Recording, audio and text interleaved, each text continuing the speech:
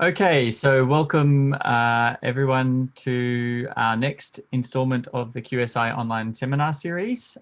Today we're very pleased to welcome Markus Heyl from Germany to speak to us.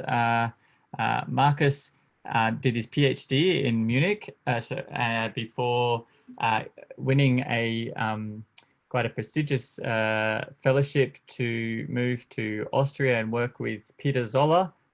He's done several postdocs, but went to Austria to work with Peter Zoller before coming back to Germany, where he has now secured a group leader position at the Max Planck Institute in Dresden.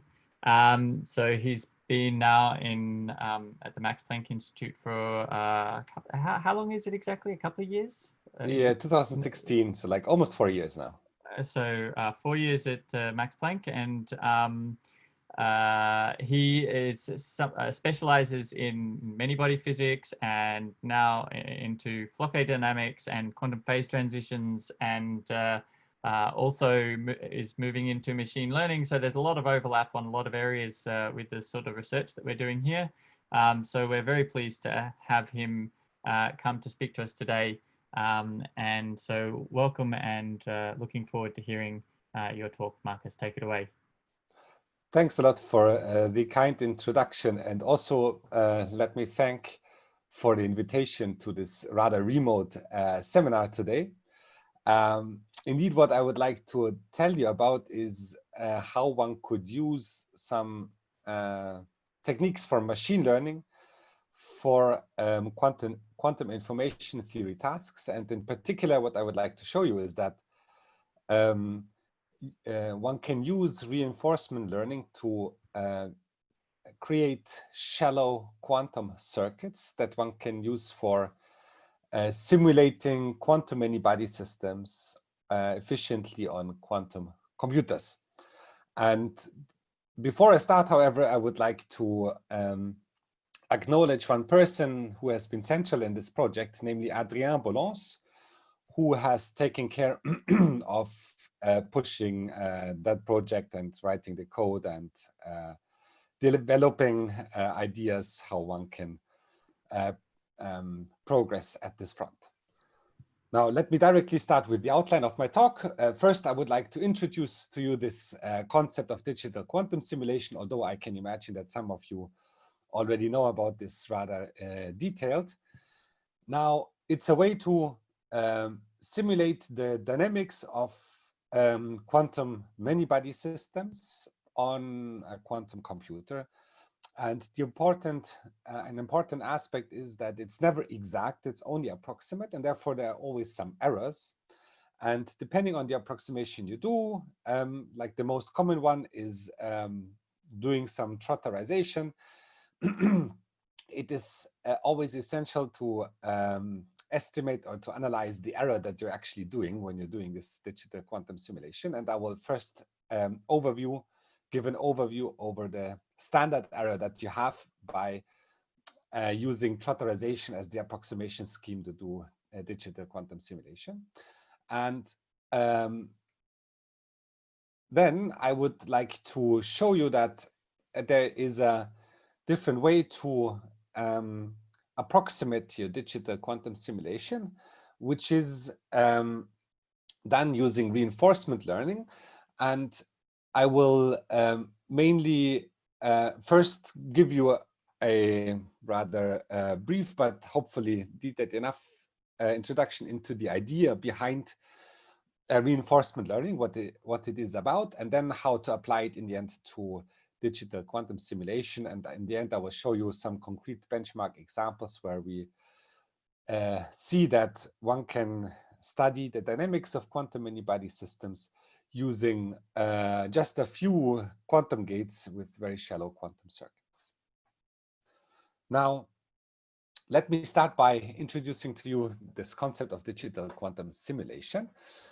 So first of all, like at the beginning, let me just state like something which is rather apparent to all of us, I guess, that solving the quantum many-body problem in general is exponentially hard on classical computers. So which means that there are many aspects of quantum many-body physics which we will never be able to solve exactly because it's just too hard. This does not mean that for specific problems we can make huge progress, but in general, it's exponentially hard. Now, that's a problem, of course, because at least in quantum many-body physics, that's what we want to do. We want to solve that problem. Now, since it's not possible to compute this in general, like this person on the right, which you all know, I guess, Richard Feynman proposed, don't compute, but measure. So if you cannot compute it, try to find another solution. And the idea was, if you cannot solve the quantum many-body problem directly, try to simulate this problem on another quantum system, which has one key difference to the original problem you want to solve, namely that new quantum system can be much better controlled and measured. And if you have such a quantum system, you don't need to compute, but you can just measure on that quantum device and get information about your quantum many-body problem. Now, there are overall two main distinctions between different classes of simulators. On the one hand, there is the class of so-called analog quantum simulators. These are special purpose devices that mimic some very specific but paramagnetic quantum many-body models. So it means like these are systems which are designed for a special purpose of just simulating a certain class of models. So when you consider, for instance, ultra-cold atoms, naturally what you realize are models such as Bose-Hubbard, Fermi-Hubbard model. Maybe also upon engineering this a bit, you can also realize some special, kind of spin models, but you're always limited to certain classes of models. Another class of analog simulators are Rydberg atoms, which naturally realize some long-range interacting Ising chains, Ising models, or trapped ions, where you can also study even longer-ranged spin models and their dynamics. But these are special purpose, and importantly, there's also a different class of simulators, and that's, as I had it in my title, what I will focus on in the following.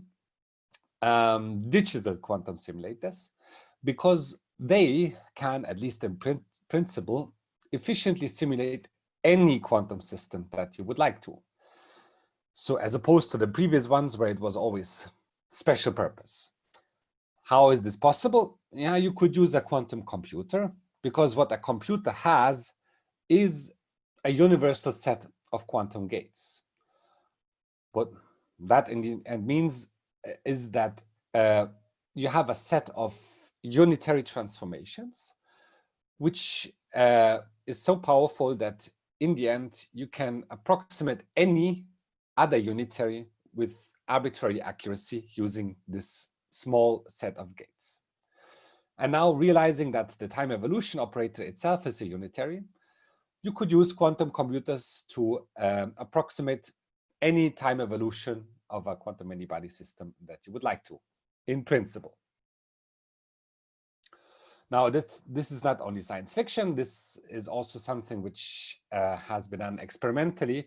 Here on the left-hand side, you can see a pioneering experiment simulating a lattice gauge theory on a trapped ion quantum computer, which at that time was pioneering 4 years ago, realizing or implementing the dynamics for, like, in the end, 4 qubits, which of course is not like really many-body yet. But of course, you are well aware, I guess, of the recent developments from last year, that now Google has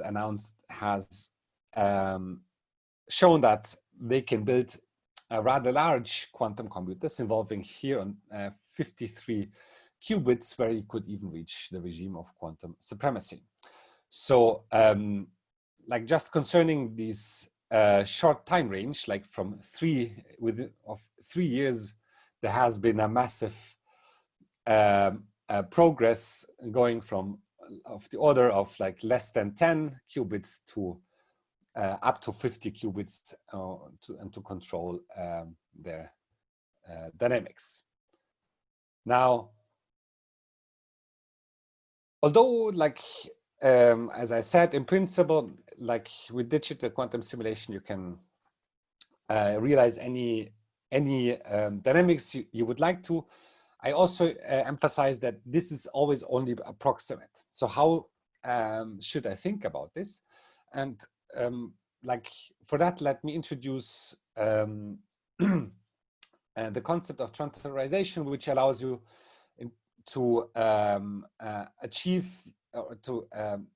this decomposition of like the full time evolution operator into applying a set of universal quantum gates. So let us try to see how we can realize a time evolution operator of some Hamiltonian. And how can we do that? So let's decompose our Hamiltonian H into some smaller parts where you should think of each HL such that you can implement its corresponding time evolution operator on your quantum device. You cannot implement H directly, but suppose you can decompose H that you can realize each of these individual quantum gates. And that's typically something which is possible on these quantum computers. If you have such a situation, you can use the Lee-Suzuki Trotter formula, which tells you that you can decompose your full-time evolution operator into these smaller bits upon doing smaller time slices, but doing this very often, so exponentiating this to the power n. And importantly, the error that you are doing by doing this discrete decomposition is the error is only polynomial in all the parameters of your system. So it's like quadratically in the error is quadratically growing in the total simulation time. It's typically linear in the number of qubits, and it's inversely proportional to the number n of Trotter steps. So this means that upon increasing the number of Trotter steps n, you can always control the error. And since the error is only polynomial, everything is in a computation, in a complexity sense, can be done efficient. However, for practical purposes, this is still challenging. But before coming to the challenges, let me first point out another observation. So like on the previous slide, I've argued that the error on the general, on the global many-body unitary is only polynomial in total simulation time and number of qubits. Now, it turns out that when you're not interested in reproducing the full global many-body wave function, but just to reproduce local observables correctly, the error is much, much smaller in trotterization. And let me show you how this comes about. So let us take an example of a simple transverse field Ising chain in magnetic fields. So which can be decomposed into two parts. One part has all the SZ couplings. So SZ are the usual spin 1/2 spin operators. So you have some nearest neighbor interaction here between spins and the magnetic field. And in addition, a transverse field SX. Now, if you have such a system, there's a rather natural way to do a Trotter decomposition. It's just like taking the above decomposition in terms of just terms that involve the SZ couplings and the other one just the transverse field. Now, and let's do this, study the dynamics following from the trotterization. And the result is very interesting. You can see it here on the right-hand side. That shows, like, for a particular dynamics, a magnetization as a function of time. The red line is the desired exact real-time dynamics. And in addition, on top of that, you see also the trotterized dynamics using different time steps for your trotterization procedure. And when you plot the deviation from the exact ideal curve, you can see that you can collapse all the different data for different trotter steps onto a rather universal curve down here. And the main observation finally is that the trotter error becomes independent of simulation time and system size when you consider local observables. For instance, here, like on the left-hand side, you can see the result of a local magnetization in the long-time limit after doing some non-equilibrium protocol. What you see is that, like, the desired, or like the exact dynamics would give a long-time value indicated by this dashed line. But as a function of trotter step, there is a large range here where the trotter error is always weak. It seems to be independent of system size. And since we are already at infinite time here, it also appears to be independent of the total simulation time, as opposed to the bound I was showing you before, where the error was growing, or which is a bound on the error growing like quadratically in simulation time and linear in system size. Practically, it seems that trotterization is much more, has much less error. Namely, it can be independent of system size and time. So it seems like the trotter errors don't amplify over time, and there is a sharp threshold at some point appearing, separating a regime of controlled trotter errors to a regime where trotter errors become uncontrolled and your simulation will be really bad. So how can this come about? How is it possible that that local observables can have such a weak trotter error? And that can be understood in the following way. In the end, when you do trotterization dynamics, you repeat the same sequence of quantum gates on and on and on. So in the end, you generate a periodically time-dependent sequence of quantum gates, but it's periodic. And that means that when you do trotterized dynamics, you effectively solve a flocky periodic time-dependent problem. And like the time evolution operator over one period, that's like what you have here in these brackets. Here you can define an effective flocky Hamiltonian that describes this evolution over this one period. And what this tells you is that when you do trotterized dynamics, you have an emergent conservation law. And that is exactly this flocky Hamiltonian. And conservation laws, of course, always constrain your dynamics. And when you are in the regime of small trotter steps, you can convince yourself rather easily by doing a Magnus expansion that this new conservation law, this flocky Hamiltonian, is actually close to the desired energy conservation that you would like to have. And that constrains your dynamics so strongly that local observables in the end have a rather small error in this trotterized dynamics. Now, at this point, let me again emphasize one thing, and this will be also crucial for what I will discuss in the following. If you aim to do quantum computation, what you would like to have is really full control over the many qubit quantum wave function. So you want to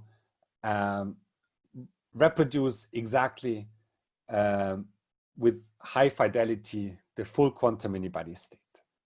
If you do simulation, quantum simulation, You're actually not interested in many contexts, in most contexts, I would say, you're not interested in reproducing the full quantum many-body wave function. But what you're interested in is to reconstruct local properties, a magnetization, a correlation function. That's what is typically relevant to characterize quantum many-body systems. And the upshot of what I've been showing you, arguing here with these small Trotter errors and local observables, is that achieving high accuracy on local observables is much cheaper than achieving high accuracy on global many-body wave functions. And that makes quantum simulation on quantum computers, I would say, the most promising application currently of quantum computers, because you don't need to have you don't care about making small errors. You don't have to think about a quantum error correction, because you only want to reproduce local observables in the end. Marcus? Now, yeah, please. I have a question. I probably should know the answer to this already, but with much of the stuff that you're looking at in many-body physics, obviously you're wanting to study thermodynamic properties of the system in some sense. And I can think of quite a few thermodynamic properties, and mostly they only involve local type interactions of single or few body interactions. Is it true in general that all thermodynamic quantities are in some sense local, or is there, or is it possible to get to think of them like reasonable thermodynamic quantities that break this kind of local properties rule? No, I think it's not obvious what you're asking, because an entropy doesn't appear to be a local quantity. But finally,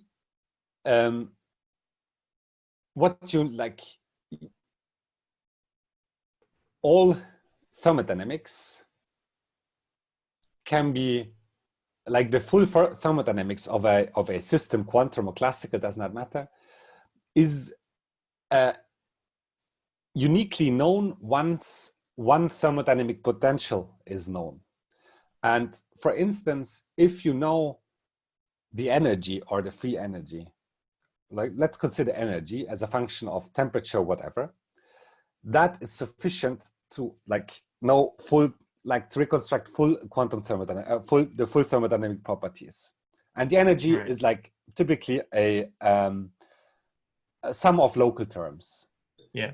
And the entropy doesn't appear to be local, but in the end, the entropy is rather simply related to the, can be derived from the energy in the end as a thermodynamic potential.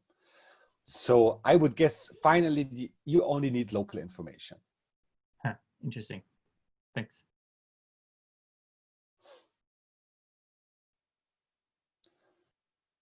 Good. So now what I've outlined a bit is the conventional way of discretizing your time evolution operator using Trotterization.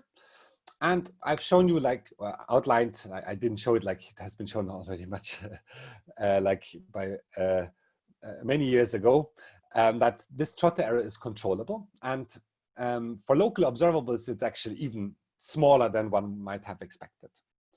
But of course, what I've been discussing up to now is the Trotter error when you have access to ideal quantum gates. However, now the key problem of nowadays quantum computing devices is that gates are certainly not ideal. So there's always a finite error rate associated to them, which has been is nowadays going under the name of noisy intermediate scale quantum devices. So which means that we have already quantum computers, quantum devices of significantly large scale, implying sufficiently many qubits, but they're noisy, you have to deal with imperfections. And so the key consequence of these imperfections is that what you would like to do, you would like to reduce the number of gates as much as possible. from trotterization, we know that upon reducing the time step, the trotter step, we can become more accurate. But reducing the trotter step means applying more quantum gates. So trotterization is extremely efficient, but there's one drawback that it typically leads to a large number of quantum gates that we have to execute. And due to like finite error rate on quantum gates, that induces a rather large error on the final result that you would like to measure. So a key goal is to reduce the number of quantum gates to have large-scale quantum computation of large quantum many-body systems. So the central goal would be to identify accurate gate sequences with a minimal depth, so like which just reduce the number of gates. And what I would like to show you now is that one can use reinforcement learning to create such shallow quantum circuits. So what is reinforcement learning? Sorry, I reformulated the goal. So in the end, the setup is the following, that again, we want to construct shallow quantum circuits. And emphasize again here, for quantum simulation, not quantum computation. So what we are aiming at in the following is reconstructing local observables, not the global many-body wave function.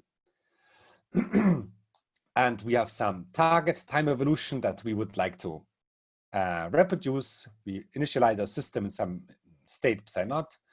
We want to time evolve it, and this state we want to reproduce using a universal set of quantum gates that we have available on a given architecture.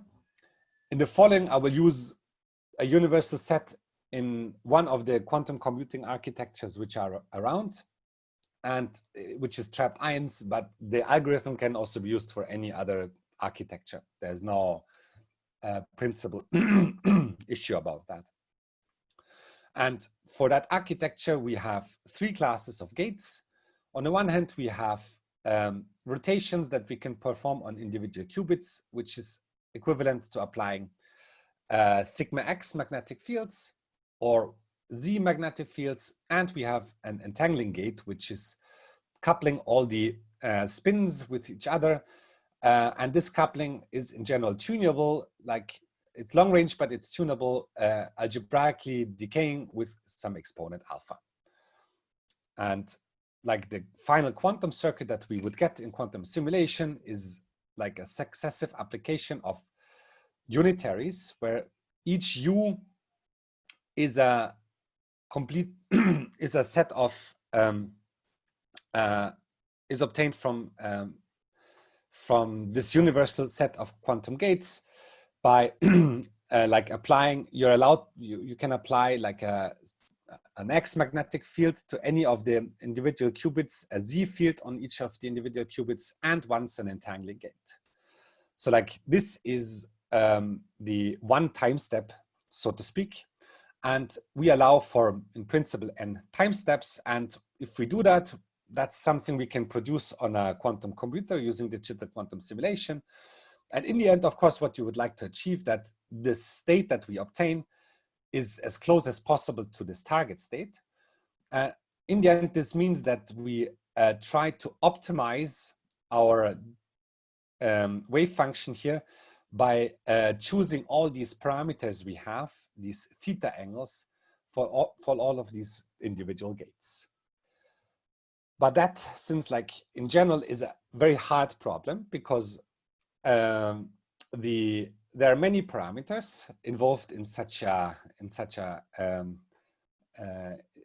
digital quantum simulation. It's a high-dimensional variational manifold, which is extremely hard to find a minimum.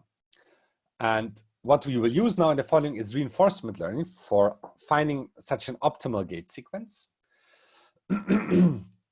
And what we will do, as I emphasized more than once now, we will find such optimal gate sequences not by optimizing the global unitary. We will also do that for comparison, but the goal is to reproduce local observables.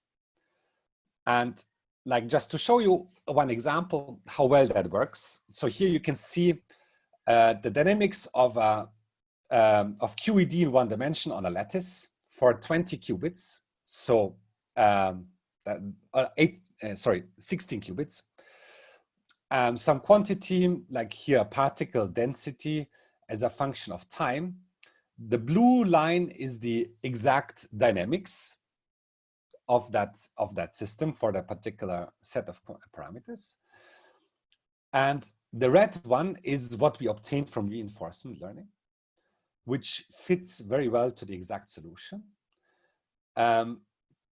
The green one is like by trying to optimize the global unitary, whereas the red one is the optimizing on local observables. And as you can see, there's a huge difference in that optimizing for local properties is much more efficient than doing it globally. And let me emphasize here, and that's really remarkable, for all of these times shown here, we only use 3 entangling gates, which is an order of magnitude less than what has been previously achieved with trotterization on 4 qubits, while this is 16 qubits. So in other words, you can reconstruct the dynamics of local observables extremely efficiently with just a minimal number of gates. So now, what is reinforcement learning? It's one of the 3 machine learning paradigms, along with supervised and unsupervised learning. And it's a bit like solving optimization problems like a human being. And it has 2 aspects. First is called exploration of uncharted territory. It means in the end trial and error. So you have some environment with which you interact and you are performing actions. And you're doing something and you are monitoring what is the consequence of what you have been doing. And if the consequence you don't like so much, you are adapting yourself to that observation. So on the one hand, it's like implementing a trial and error principle on this optimization problem, as we would do it as human beings if we don't have any knowledge. And it's the second step is exploitation. So like using the developed knowledge upon having done a few trial and error attempts, and to learn from successful attempts and to improve your actions. And like compared to many other strategies to do optimization, the reinforcement learning is extremely powerful when it's about learning about long-term consequences of actions. So since you are so even if like on short times what you're doing is not very efficient, appears not very good, reinforcement learning is optimal for maximizing like the final output. So in terms of your gate sequences, say that I was mentioning, like you can do some, say, apply some quantum gates which on short times like look completely crazy. You would never thought about applying a gate like of this type at this point in time, but only because later on you will have this would have some result. This reinforcement learning can detect or like arrange for that you are not like putting too much emphasis on short-term success, but only long-term success. And therefore, it's very good for developing complex strategies to solve a problem in the long run. And as I said, it's like a bit like a human being. So there's an agent like you, who is interacting with an environment. And what this agent can do, he can perform actions. And in addition, the agent can monitor the environment. And from monitoring that environment, he can receive a reward, which tells him how good the action, how good your action in the end has been on for the purpose of what you want to achieve. And like there's a very prominent example of like with these bricks like that was used in this paper, where one can see like that this agent can develop extremely complex strategies to solve this game without any prior knowledge. And of course, here it's rather simple. The action that you can perform is like break it down here to the left and to the right. And the reward that you receive from the environment is, in the end, say, the final score that you obtain in this game. So reinforcement learning is really about interacting with an environment. For our case, it means like we have an agent, which is like a computer program, of course, in our case. He can perform an action, means a quantum gate, on an environment. The environment is the quantum state. By applying a quantum gate, you change your quantum state, and you can measure the consequences of that. So you can measure properties of your quantum state. And from measuring the properties of your quantum state, you can deduce a reward, which allows you to tell how good your action has been, or your interaction with the environment. And then you try to adapt to that. Now, at this point, concretely in our computer program, we compute the action of the quantum state using exact diagonalization. And we, which means that in the end, we are limited to study system sizes of the order of 20 qubits, finally. Within reinforcement learning itself, there's again also like a multitude of different algorithms that can be done. What we have used is Q-learning. Let me skip like the details here because time is a bit running already. So it's one way to trying to find like an optimal strategy. Just let me point out here for the experts that there's one crucial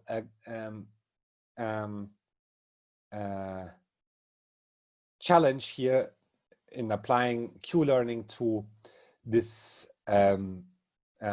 digital quantum simulation problem, and that is that the central quantity, this quality function, the Q function, is a continuous function of the actions and not a discrete matrix. So we have to do a further put another machine learning aspect into it, that we approximate this Q function by an artificial neural network as a function approximator. And with this, however, we are able to get rather good, interesting results I would like to show you. And now to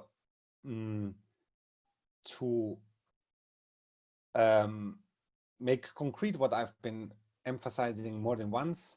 So in the end, also here we have to tell the agent, give the agent some measure to quantify how good actions have been on the environment. And of course, what you could do this globally by using a fidelity, trying to optimize your wave function you get from digital quantum simulation with the exact reference. But that's not what we want to do. We want to optimize for local properties. And for that purpose, we use this kind of reward, which tells you how good you are. And what this local reward includes is only information about local properties. So what we do is we take the density matrices of the target and the digital quantum simulation many-body wave function. We compute reduced density matrices for them. So like for two sites, J and K. And what we then try to optimize is only the distance of this, or optimize is these reduced density matrices. So, and like concretely what we have been taken here to measure the distance between two density matrices, the standard Kullback-Leibler divergence, and like then we have also taken the square root. That's in principle not essential, and like summing over all pairs J and K. So which means that if we are able to reproduce exactly the reduced density matrices, this distance will be 0, and therefore the total reward will be 1. That's the maximal reward that we can achieve. Importantly, for this choice of local reward, if we are epsilon away from the optimal reward, like perfectly reproducing local observables, the error in we can bound the error in local observables, which is then just proportional to epsilon. So using that reward and optimizing it gives us a direct estimate on the error of local observables, which is proportional to epsilon. And now let's just use it. First, for a simple benchmark, which is a long-range Ising model. So it has a spin-spin interaction, long range with some power alpha. There is a transverse field, and there is a that's a longitudinal field and a transverse field along sigma z direction. Now, in the chosen set of universal quantum gates, this long-range Ising model has a natural Trotter decomposition. And so what we can do here is we can compare our result with what you would get from just doing a Trotter dynamics. And here you can see like one result of reinforcement learning. From now on, we will restrict ourselves to just perform 3 entangling gates, because as we will see, this will be perfectly sufficient for the purpose of what we are doing. So we will also restrict the Trotter dynamics to 3 entangling gates to have a proper comparison. Now here's an example of the of what is done during reinforcement learning. So we fix, as I said, like the number of entangling gates to 3. We have fixed some total simulation time, which is like some value here. It's not really important, for which the Trotter error gives us a reward or a fidelity with this dashed line down here. So rather small already. Trotter here, for this example, Trotter decomposition for 3 entangling gates is not very accurate. And now we let our agent to interact with the environment, with the quantum state, and let it do initially a lot of trial and error. And you see all these dots here are individual runs of like letting the agent learn. And we let the agent learn for many episodes, like that's what is shown here on the right-hand side.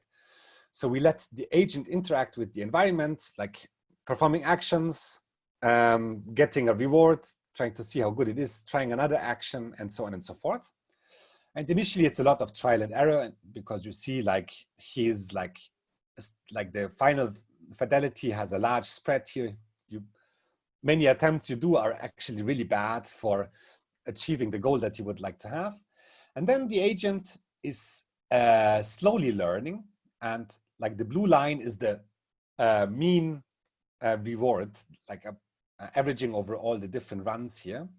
And you see like the agent is learning, and converging rather well to like a final reward, which is rather large. So upon trial and error, you finally learn and find a good gate sequence here, which gives us a fidelity of like almost like 0.90%, while Trotter is something like 15% fidelity. Now,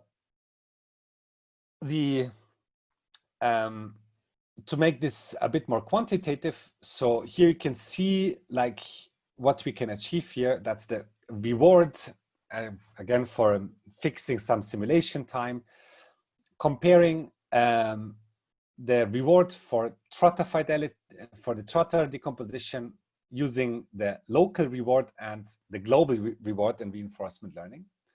What you can see is like the fidelity for the Trotter as a function of system size is really going down. And if you look closely, you will find it's exponentially going down as a function of the number of qubits. also like trying to optimize globally with a reward which involves the full many-body wave function.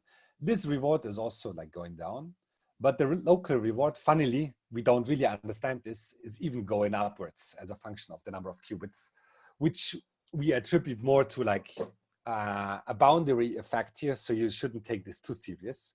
But importantly, it's not going down as a function of the number of qubits.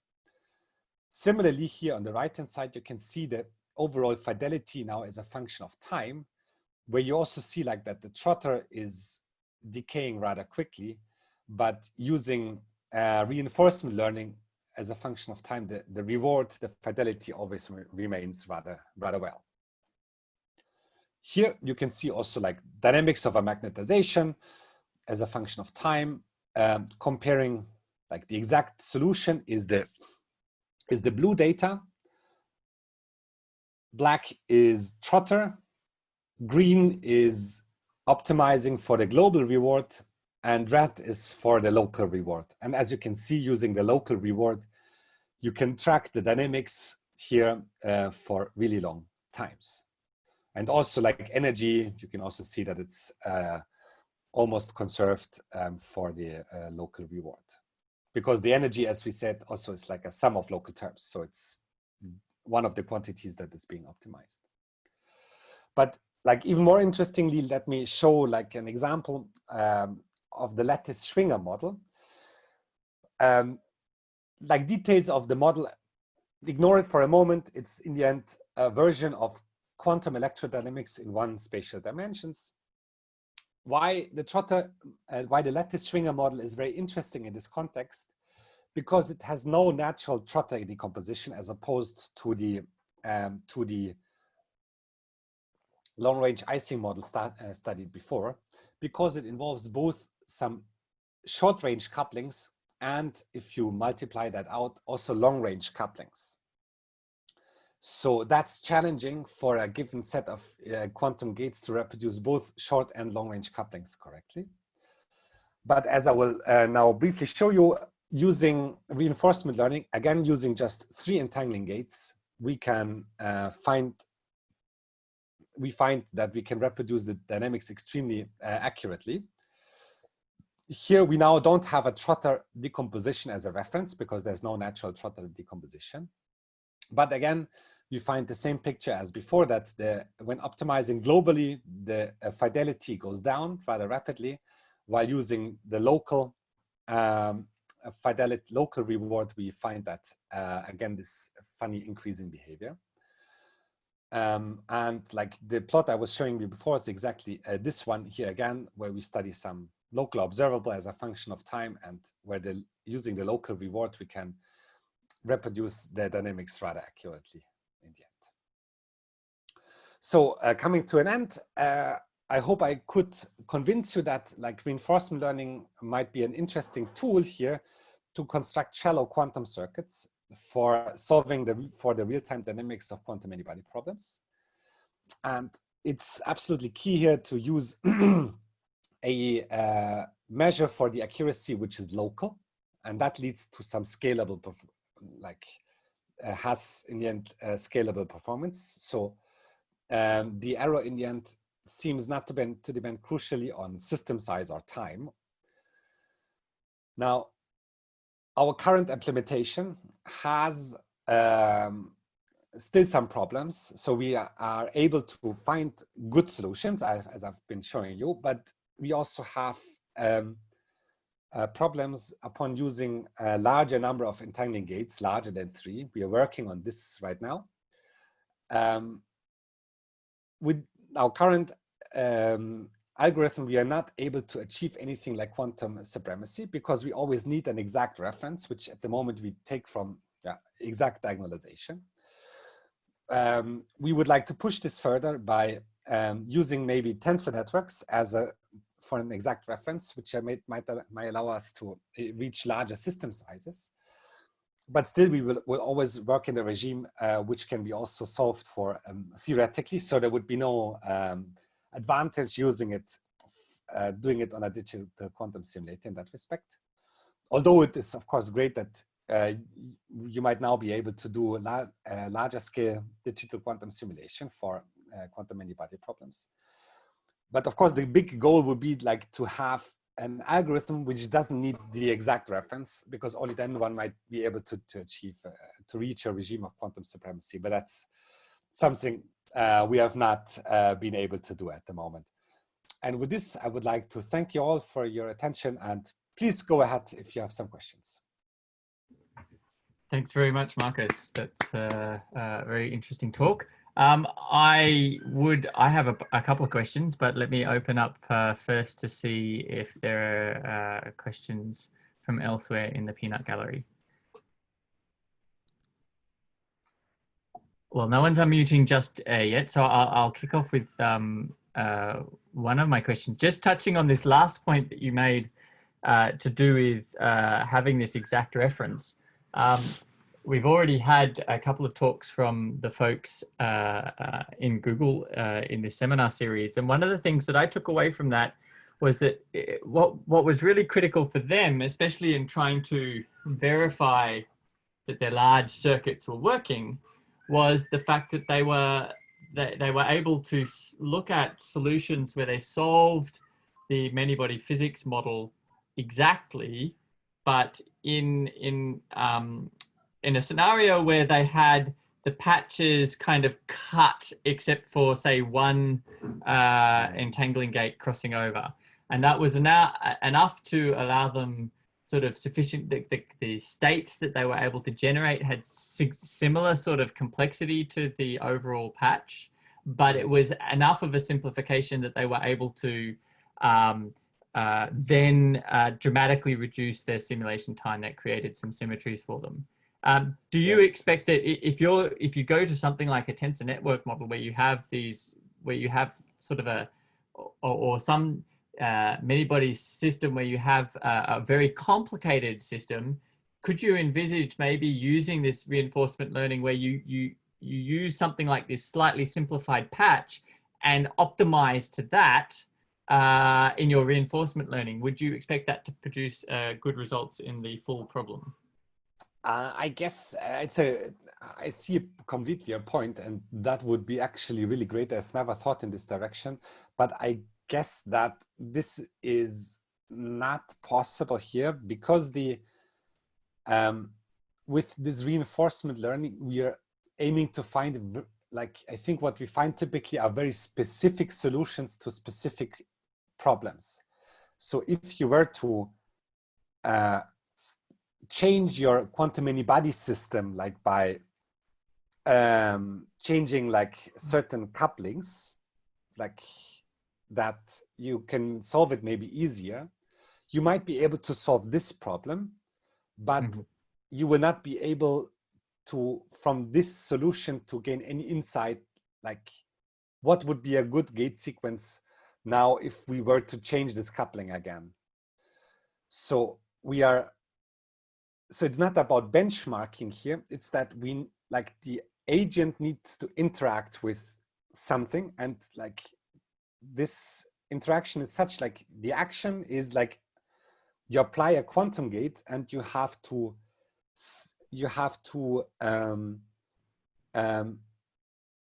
monitor what is the result of that quantum gate. And this quantum gate, we just have to execute exactly.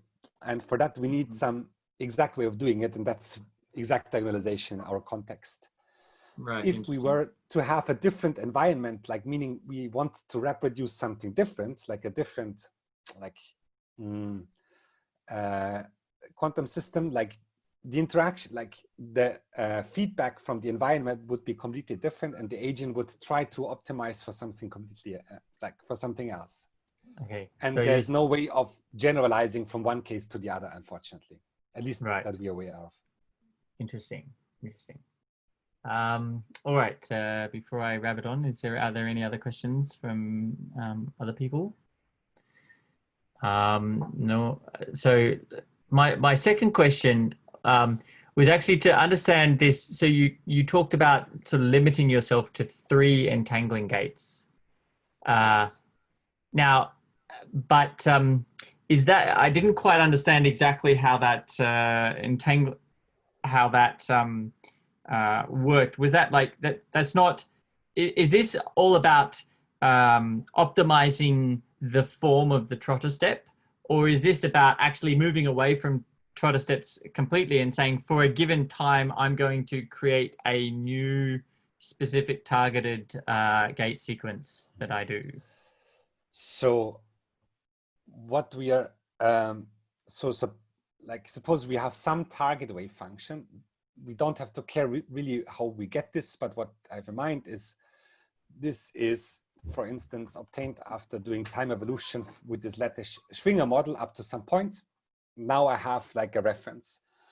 And what I would like to do is like to apply a quantum circuit like exactly of this form as shown here for exemplarily for 3 qubits, that like I have a quantum circuit where I apply a certain sequence of gates here, like entangling gate, then some sigma, like some sigma z gates, sigma x gates, again a entangling gate, sigma z, sigma x entangling, sigma z, sigma x. Now I allow like all these couplings, like for instance, the individual magnetic fields to be free variational parameters, as well as the length of like over which we apply our entangling gates. All of them are free variational parameters. And what we are trying to do is to optimize all these variational parameters here such that we approximate this target time evolution, target wave function optimally. Right. So so for example, each data point in this plot on the bottom right corner is an independent optimization of all of those variational parameters. It's very specific. So for each data point, you have to do a new optimization. Exactly. Right. So it's different from trotterization because there you have an exact prescription how to go from one to the next. Yeah. Here you have to do it all and over again.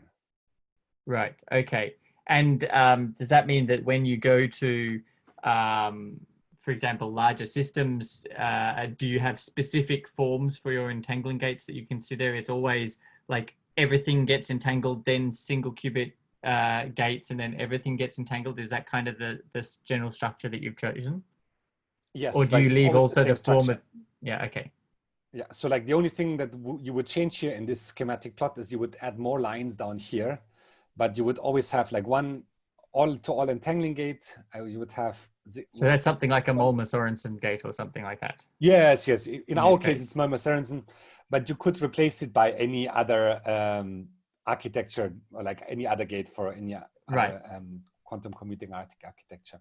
Right. But we have used the one in chapter 1, which is like a Malmer-Sorensen gate. Exactly. Okay, interesting. Okay. All right, so I am just looking around to see if there are any other questions. But I don't see anyone unmuting themselves. So if there aren't any further questions, I would like to very much thank you again for giving a very interesting talk. And they look like some very nice results. And we look forward to hearing more about this in the follow-ups in the future. Thank you very much, Markus. Awesome. Thanks a lot.